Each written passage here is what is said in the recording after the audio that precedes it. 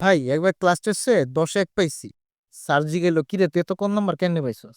পরে স্যারে বললাম, "স্যার আমি তো 1 নাম্বার পাইছি।"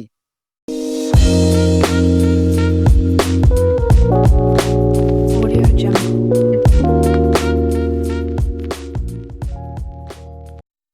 Welcome back to the Ajaira podcast. আমি ইশতিয়াক। আজকে আমাদের সাথে আছেন একজন যিনি ক্লাসে হোমওয়ার্ক না করেও টিচারের কাছে ক্লাস টপার ছিলেন, আসিফ ভাই। ভাই হোমওয়ার্ক না করার একটা প্যাশন ছিল আমার ভাই। ঠিক আছে? স্যার যদি হোমওয়ার্ক চাইতো, স্যারে বলতাম, "স্যার আজকে তো আর নেই, কালকে নিয়ে আসতেছি।" ঠিক আছে? ওই কালকেই এখন পর্যন্ত আসে নাই ভাই। তো আসিফ ভাই, আজকে আমরা কথা বলবো আমাদের সেই সোনালী অতীত নিয়ে, আমাদের স্কুল লাইফ, প্রাইসলেস মোমেন্ট এবং ছোটবেলার দুষ্টুমি, ফাইজলামি সবকিছুই ঘিরে যেটা ছিল আমাদের সোনালী জীবন, সোনালী স্কুল লাইফ। ভাই স্কুল লাইফের সোনালী অতীত বলতে হচ্ছে পিটি ক্লাস ভাই। গরম নাই, বর্ষা নাই, শীত নাই। ১২টা মাসই আমাদের পিটি ক্লাস চলতো। ঠিক আছে? এই পিটি ক্লাসের যে লাইন, এই লাইন সোজা মানে একটা যুদ্ধ। কেউ একটু আগে দাঁড়াইবো, কেউ একটু বাঁকা হয়ে দাঁড়াইবো, কেউ কারো উপরে হেলান দিয়ে পিছনে হেলান দিয়ে খাড়াইবো। আরে কি একটা অবস্থা! এটার লইয়া স্যারেগো কত কথা, ঠিক আছে? এইটার লইয়া চলতো ১০-১৫ মিনিট থেরাপি। ঠিক আছে? একটা স্টুডেন্টের জন্য ১৫ মিনিট থেরাপি হওয়া লাগতো। পুরা পোলাপাইন, স্কুলের পোলাপাইন। ঠিক আছে? এই ক্লাস 2 থেকে 1 থেকে শুরু করে ক্লাস 10 পর্যন্ত। মানে এভরিওয়ান ভাই। কি একটা অবস্থা! তারপর হচ্ছে একদিন আমি একটু মাথা নিচু করে আমরা দাঁড়াইছিলাম। আপনি ঘুমাইতেছিলেন মাথা নিচু করে? ভাই আমি তো ঘুমাচ্ছিলাম না। এক্সাক্টলি স্যার আমাকে এই প্রশ্নটাই করছে। "কিরে তুই ঘুমাইতেছস সকালবেলা? তুই রাইতে ঘুমাস নাই?" সো যেটা বললেন আসিফ ভাই, পিটি মানি হচ্ছে একটা যুদ্ধ। আর মর্নিং অ্যাসেম্বলি মানি হচ্ছে জুতার পলিশ আর মশার কামড়। আহারে ভাই! এই যে মশার কামড় ভাই, ঠিক আছে? শু পইড়া গেলেও পায়ের তল দিয়ে কেমনি যে মশা কামড় দেয়, হাত পা তো বাদই দিলাম। এটা হচ্ছে সব বিরক্তিকর একটা জিনিস। ঠিক আছে? এই রোদে পড়া এই সেই এগুলো তো আছেই, নরমাল বিষয়। প্রতিটা ক্লাসে একটা না একটা কমেডিয়ান থাকবেই। তো একদিন আমার মনে আছে আমাদের অ্যাকাউন্টিং ক্লাসে আমি মাথা নিচু করে ঘুমাইতেছিলাম।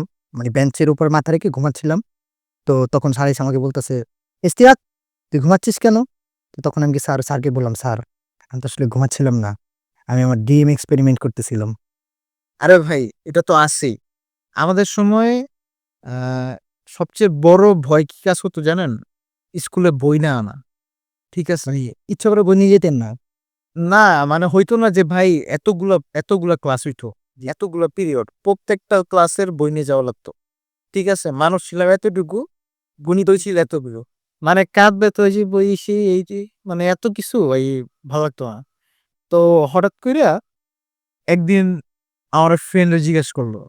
ফ্রেন্ড চেক করতেছে কে বই আনে নাই। জাস্ট আমার ফ্রেন্ডই দাঁড়াইছে। যেটা ছিল স্যারদের পুরো একটা ওয়ার্ল্ড একটা আরে ভাই এত মানে বই আনি নাই ঠিক আছে ভাই নরমাল বিষয় ভুলেও দিতে পারে। ঠিক আছে? হ্যাঁ, আমার একটা ফ্রেন্ড জিজ্ঞেস করলো, ওই একমাত্র বই আনে নাই ক্লাসে। ওরে জিজ্ঞেস করতেছে, "কিরে তুই বই আনস নাই কে?" ঠিক আছে? ওই আমার ফ্রেন্ড কইতাছে, "স্যার আমার বই তো প্রিন্ট হয় নাই তাই বই আনতে পারি নাই ভাই।" ঠিক আছে? স্যার অবাক হয়ে গেল, "কি মানে তোর বই প্রিন্ট হয় নাই কি লিগা? তুই কি ফিউচার ব্যাচের স্টুডেন্ট নাকি? তোর বই প্রিন্ট হয় নাই তুই বই আনতে পারস নাই?" কি ও একটা কমেডি শিট ভাই। ম্যান! স্কুল লাইফের আরেকটা মজার জায়গা হচ্ছে গিয়ে বা আরেকটা বিনোদনের জায়গা হচ্ছে গিয়ে লাঞ্চ ব্রেক। লাঞ্চ ব্রেক মানে ফুল মাস্তি। আরে ভাই এটা তো আছেই। আমাদের স্কুলে স্যার টিচারদের জন্য একটা থাকে না? আলাদা বড় টেবিল আছে। অনেক বড় ওইটা চওড়া হয়। ওইটার মধ্যে মানে ক্লাসে যতগুলো পোলাপাইন আছে সবার কলম নিয়ে আইব। মানে ওরা কই থেকে যে এত এক্সপেন্সিভ বা এত জোস মডেলের পেন নিয়ে আসবে আমরা কখনো দেখিও নাই। শুধু ওই খেলার সময় আমরা এরকম এক্সপেন্সিভ কলম বা যত সুন্দর কলম দেখতাম। পরীক্ষার খাতায় বা ক্লাস ইন্টের অলংকরণ দেখেই যেতাম। সময় কলমই আনে না ভাই। কলম আনেই শুধু ওই কলমটুকা খেলার জন্য। ঠিক আছে? এ হচ্ছে কলম ছোড়াছুড়ি খেলতাম টেবিলে রেখে। তো এটার সাথে আরেকটা ঘটনা জড়িত ছিল। ঘটনাটা ছিল এরকম যে আমার একটা ফ্রেন্ড ছিল। তো ও একদিন কি করলো যে আমরা সবাই যখন লাঞ্চ খেতে বসলাম ও লাঞ্চ বক্সটা খুললো।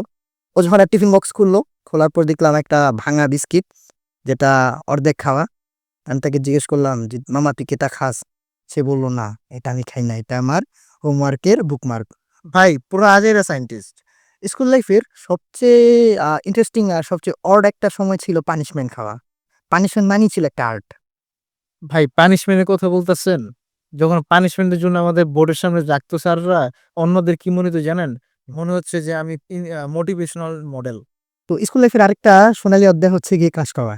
আমরা সকলেই আমাদের ব্যাচমেট অথবা অপোজিট সেকশন অথবা অপোজিট ক্লাসের কারো না কারোর প্রতি আকৃষ্ট থাকি বা ক্লাস খেয়ে থাকি।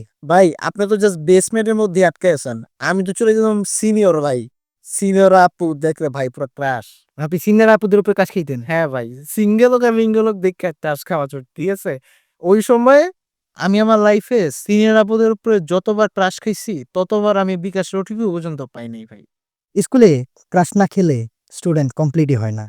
আরে ভাই, একদিন স্কুলে আসতেছিলাম, স্কুল গেটের সামনে একটা মায়া দাঁড়া আছে একটা ছেলের সাথে, পুরোই রোমান্টিক মুভি। পরে স্কুলে ঢুকলাম, ফ্রেন্ডের জি গেলাম কিরে পুরোটা কেডা, আমার লগে খাড়া আছে। পরে আমার ফ্রেন্ডরা বলতেছে এটার বড় ভাই। Movie end. আমার কাছে মনে হয় স্কুল লাইফে এক্সাম মানে ছিল শর্ট কোশ্চেন লং টেনশন। ভাই একবার ক্লাস টেস্টে 10 1 পাইছি। স্যার জি গেল কিরে তুই এত কম নাম্বার কেন পাইছস? পরে স্যারে বললাম স্যার আমি তো 1 নাম্বার পাইছি। একটা পাইছি। অ্যাটলিস্ট তো 1 তো পাইছি। আর সব থেকে আজেরা সময় ছিল বা সবথেকে আজেরা ভৌতিক সিন ছিল আম্মুর কাছ থেকে মার্কশিট সিগনেচার করানো। ওই সময়টা মনেই হইতো যে একটা হরর মুভি। আরে ভাই, আমরা 3 4 জন ফ্রেন্ড মিলে কি করতাম জানেন? যখন এই যে পিরিয়ডটা আসতো তখন আমরা একেকজনেরটা একেকজনের সাইন করে দিতাম। ঠিক আছে? গার্জিয়ানের সাইন লাগতো না? আমি আমার বন্ধুরটা করতাম, আমারটা আমার বন্ধু করতো। কি যে একটা অবস্থা ভাই! একদম ভাই। তখন স্যারেরা বকা দিত, এখন ওই বকার গল্পেই হাসি আসে।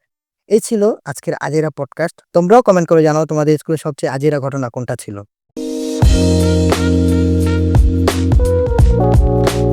Audio Jungle.